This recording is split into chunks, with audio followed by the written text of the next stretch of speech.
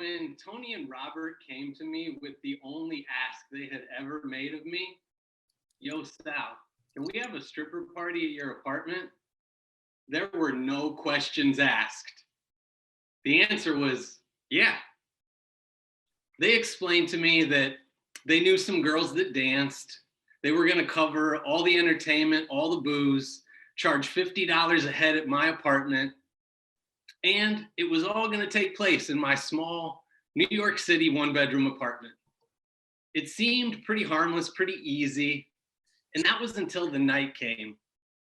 Rob and Tony showed up at my apartment, getting ready to set up, and broke out their own blackout curtains.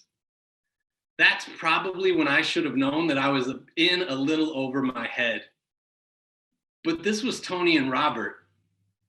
These were the guys that had let me in the school building that one night after hours because I had gotten too drunk to walk home from the school happy hour. When I spray painted polka dots all over my bedroom floor trying to make a Halloween costume, these were the two guys that came over that weekend and helped me sand and refinish my floor so that I didn't lose my security deposit. And that one afternoon when I was at my breaking point about to walk out of the school building, it was Tony and Robert who found coverage for my classroom so that I could come to the basement, watch the ACC basketball tournament with them, and reset myself. Tony and Robert were the custodian and building manager at my school, and they were the reason I made it through my first year of teaching. I trusted them, and so they set up for the party, and I had myself a drink. And then it was party time. About 30 guys packed into my small living room. My kitchen is just lined with bottles of Dominican Brugal rum, and Madame Brazil and her team are using my bedroom as their dressing room. As the host of the party, I had the honor of being the first one to get a lap dance. So I sit down on my futon in the living room, and in walks Brazil. And immediately, she just starts slapping her ass on my lap.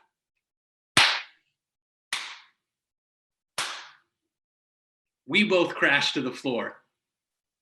That third slap had broken out all of the futon slats at the bottom, but she was a professional. She finished the dance, and I just poured myself another drink.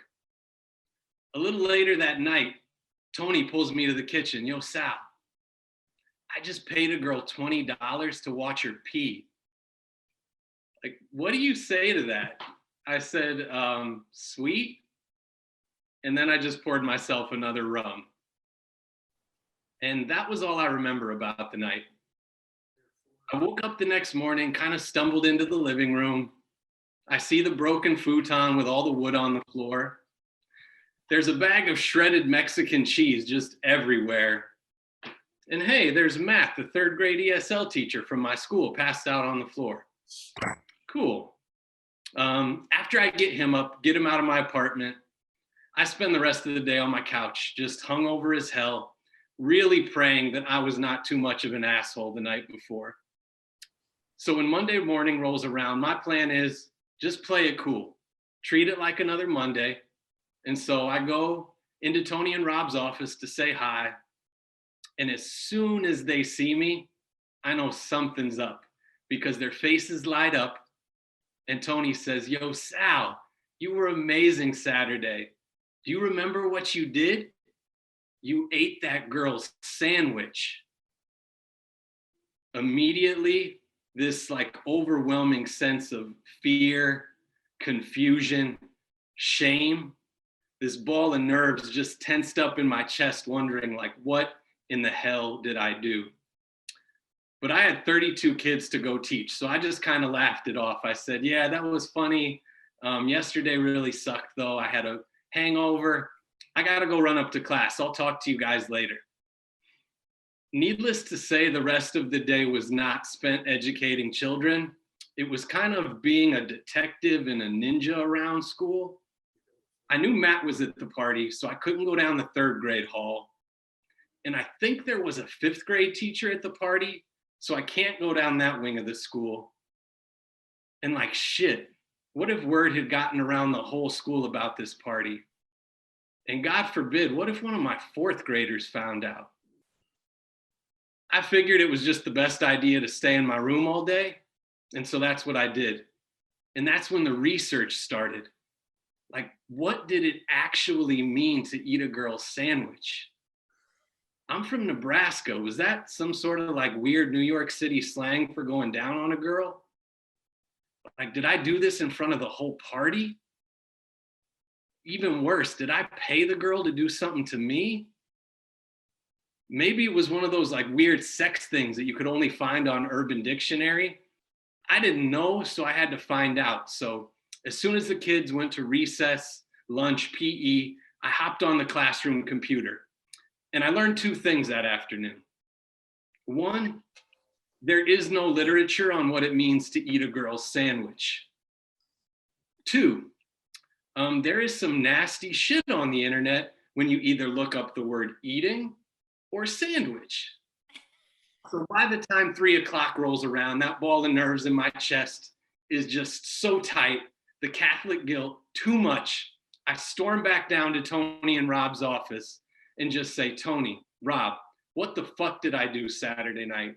What do you mean I ate a girl's sandwich? They look at each other. You really don't remember? No, just fucking tell me.